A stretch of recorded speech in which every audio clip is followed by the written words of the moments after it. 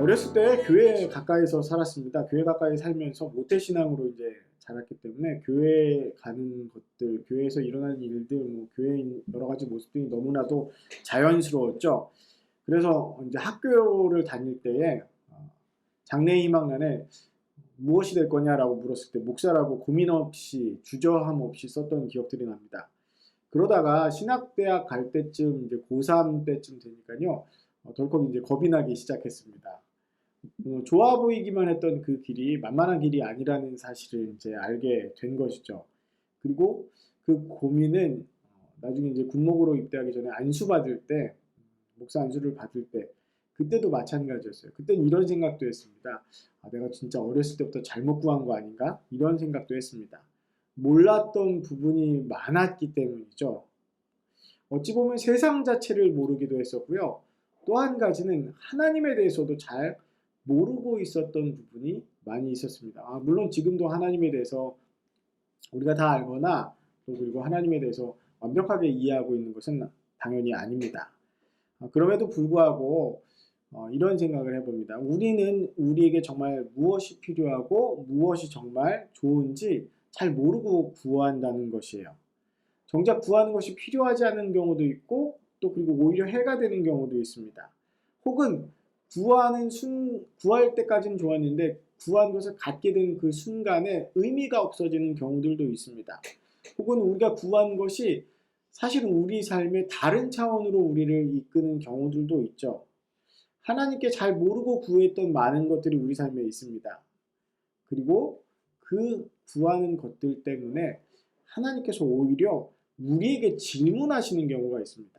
우리는 구했는데 이 구한 것에 대해서 주겠다 안 주시겠다 뭐 이런 응답이 아니라 다른 질문을 하나님께서 우리에게 하실 때가 있다는 것이죠. 하나님께서는 왜 응답해 주시기보다는 질문을 다시 하실까요? 사실은 하나님의 그 질문에 답이 있는 것이죠.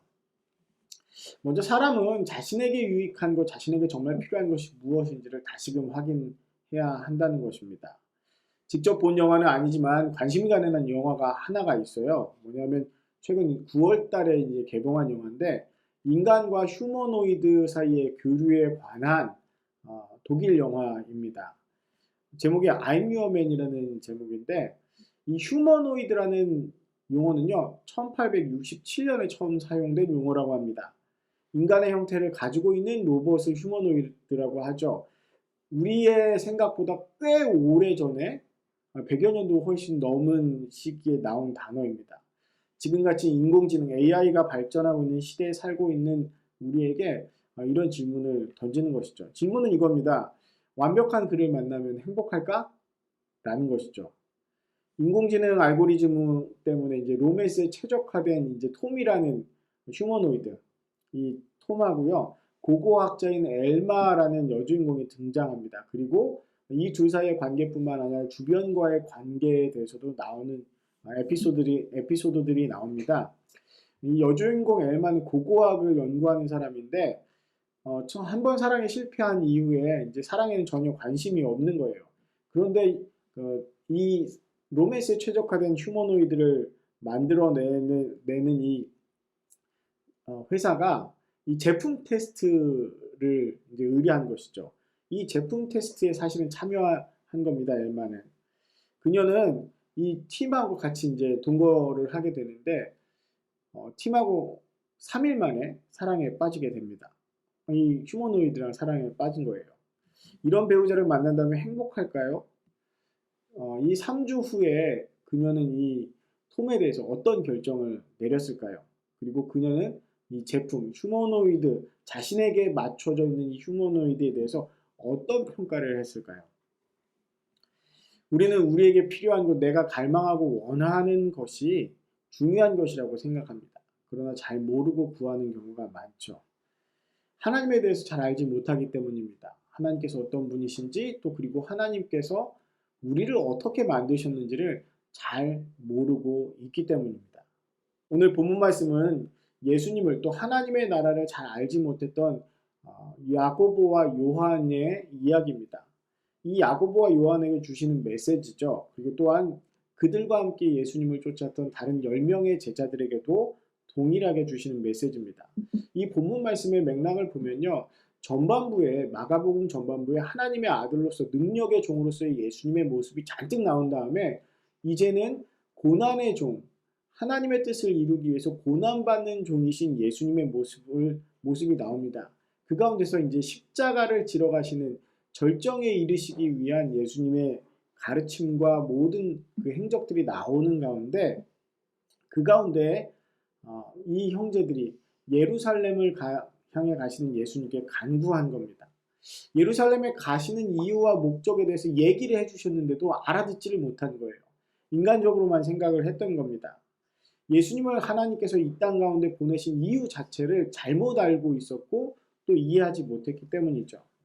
이 형제들이 정확한 언어로는 청탁이죠. 이 청탁을 할 때는 인간이라면 지극히 구하고 싶은 것, 있으면 좋을 것, 정말 가지면 행복할 것이라고 생각할 만한 것을 구한 겁니다. 자기 자신들이 노력하고 수고한 것과 수고한 것에 대한 보상, 또 그리고 혹여나 다른 사람들보다 더 많은 은혜를 구한 것도 있죠.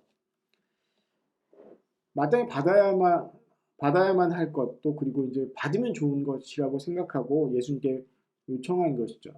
저와 여러분이라면 어떻게 예수님께 부탁을 드릴까요? 신앙생활을 하고 열심히 예수님을 위해서 섬기면서 어떤 요청을 하시겠습니까? 그런데 예수님께서 38절 말씀을 보면 이렇게 말씀하십니다. 너희는 너희가 구하는 것을 알지 못하는도다. 하나님의 나라에 대해서 잘 몰랐고 예수님께서 이 땅 가운데 오신 목적을 몰랐기 때문에 당연히 구하는 것도 이 세상과 이 세상의 기준으로, 사람들의 기준으로 구한 것이죠. 예수님은 계속해서 말씀하셨습니다. 준비된 사람이 얻고 받을 만한 사람이 받는 것이다 라고 말씀하셨습니다. 그리고 그것은 구한다고 되는 것이 아니라고 말씀하셨죠. 주님의 영광의 자리에 오르실 때 그 좌우편에 우리를 앉게 해달라는 그 부탁. 인간적으로 생각하면 왕이 등극할 때 좌의정과 우의정이 되겠다는 얘기입니다. 국무총리가 되겠다는 얘기예요. 그 두 명만 그런 자리를 원했을까요? 아닙니다. 거기에 있었던 다른 10명의 제자들도 마찬가지였죠. 아니 저와 여러분 중에 누구라도 예수님을 따라다니고 있었다면 하나님의 나라가 임할 때에 예수님이 왕이 되실 때 한 자리 하는 것을 당연하다라고 생각했을 겁니다. 근데 그 한 자리 중에서 가장 좋은 자리를 달라고 얘기한 것이죠. 왜냐하면 사람은 힘이 필요하다고 생각하기 때문이에요. 권력이 필요하다고 생각하고 물질이 넉넉해야 되고 건강해야 된다라고 생각하고 내가 하고 싶은 것은 내가 원하는 대로 다 할 수 있어야지 좋다고 생각합니다. 내가 명예가 있어야지 된다라고 생각합니다. 인기가 많아야지 행복하다라고 생각하는 것이죠. 그래서 우리는 그것들을 구합니다. 야고보와 요한이 구한 것, 예수님 나라의 좌우편, 예수님의 좌우편에 앉아 영광과 권력의 실세가 되는 것을 구했던 것처럼 우리도 그것을 사실은 구합니다. 그러나 예수님께서 우리에게 정말 필요해서 주시고자 하시는 것, 우리를 위해서 정말 주시고자 하시는 것은 다른 겁니다. 그래서 질문하신 거죠. 하나님께서 주시고자 하시는 것은 무엇일까요? 예수님은 그렇게 질문하시고 너희는 너희가 구하는 것을 아느냐라고 물어보시면서 또 그리고 너희가 내가 마시는 잔과 내가 받는 세례를 받을 수 있겠느냐라고 말씀하시면서 물어보신 이유. 왜 물어보셨을까요? 하나님께서 주시고자 하시는 것, 하나님 나라의 태도와 방법입니다. 야고보와 요한에게 분노한 10명의 제자들에게 예수님은 하나님의 나라가 이 땅의 나라와는 무엇이 다른지를 설명해 주십니다. 이방인의 집권자들은 사람들을 부리고 다스리고 또 그리고 임의대로 즉 자신들이 하고 싶은 대로 다른 사람들을 다스리는 사람들이라고 말씀하셨습니다. 그러나 제자들 사이에서 하나님 나라라는 그 공동체, 하나님의 나라 가운데서는 그런 식으로 일할 수 없다라고 말씀하셨습니다. 그것이 하나님 나라의 태도와 방법이 아니라고 말씀하셨습니다. 오히려 위에서 다스리고 권세를 부리는 것이 아니라 섬기고 종이 되는 것이라고 말씀하셨죠. 우리는 이 말씀을 너무나도 잘 알고 있습니다. 예수님께서 이 땅 가운데 오신 이유는 섬김받으려 하심이 아니라 오히려 섬기고 종이 되고 또 자기 목숨을 많은 사람의 대속물이 되게 하려고 오셨다라고 말씀하셨습니다.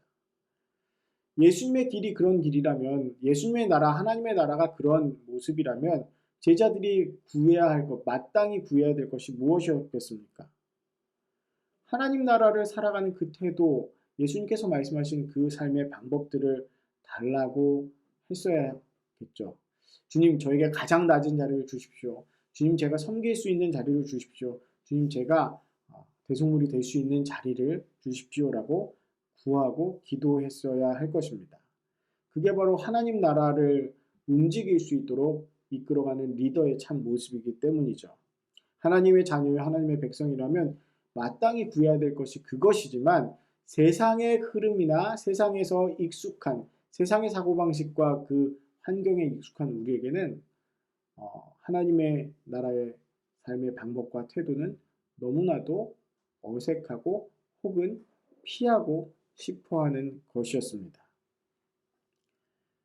그런데 하나님께서는 성경을 통해서 우리가 구하는 것과 다른 것을 주시는 경우를 보여주십니다. 특히 오늘 야고보와 요한이 나왔죠. 이 야고보와 요한이 구한 것은 지극히 세상적이고 지극히 우리와 같은 우리의 욕심과 같은 그런 것을 구했는데 하나님께서 결국 그들에게 주셨던 것은 다른 모습이었습니다. 성경과 교회의 역사에 따르면 야고보는 첫 번째 순교자가 됩니다. 사도행전 12장에 야고보의 순교의 모습이 나옵니다. 그리고 요한은요, 사도들 중에서 가장 마지막까지 살아남아서 그 모든 일들을 보고 증언하는 역할을 합니다. 하나님은 야고보와 요한이 구한 것과 다른 것을 주셨지만 그것을 통해서 하나님은 하나님의 일을 하셨습니다. 그리고 여기서 중요한 질문이 한 가지 있어요. 오늘 설교의 가장 중요한 질문입니다. 야고보와 요한이요, 주님이 주신 것, 자신들이 구한 것이 아니라 주님이 주신 것을 받았을 때 다른 것들을 주셨다고 억울해했을까요? 그들은 어떤 마음이었을까요? 성경은 야고보가 도망쳤다라고 이야기하지 않습니다. 교회사에서도 마찬가지죠. 요한은 마지막까지 살아남아서 반모섬에서 극심한 노동을 하며 노인으로 늙어갔습니다. 그러나 그는 자신의 처지를 한탄하지 않았습니다. 오히려 하나님 나라에 대한 기대와 믿음을 버리지 말고 버티라는 이야기를 요한복음과 요한계시록과 또 요한 서신서들을 통해서 했습니다. 주님께서는 그 일들을 그 형제들에게 주셨고 그 형제들은 그 일들을 감당했습니다. 그들이 주님께 오해해서 잘못 구했지만 그들이 주님을 떠나지 않고 믿음을 지키며 살아갔기 때문에 또 주님께서 성령을 통해서 그들을 붙잡아 주셨기 때문에 그들이 준비가 되어서 하나님 나라에서 그 일들을 감당했던 것이죠. 누구도 꺾을 수 없는 믿음과 견디어내며 기다리는 사랑을 그들의 삶 가운데, 인생 가운데 펼칠 수 있도록 심어주셨습니다. 세상 권력의 자리에 서지 못했지만, 다른 사람들을 좌지우지하는 자리에 가지는 못했지만, 하나님의 자녀 예수 그리스도의 형제의 모습으로 세상을 살아가게 되었고, 오늘날 우리는 그 형제들의 이야기를 듣고 하게 됩니다.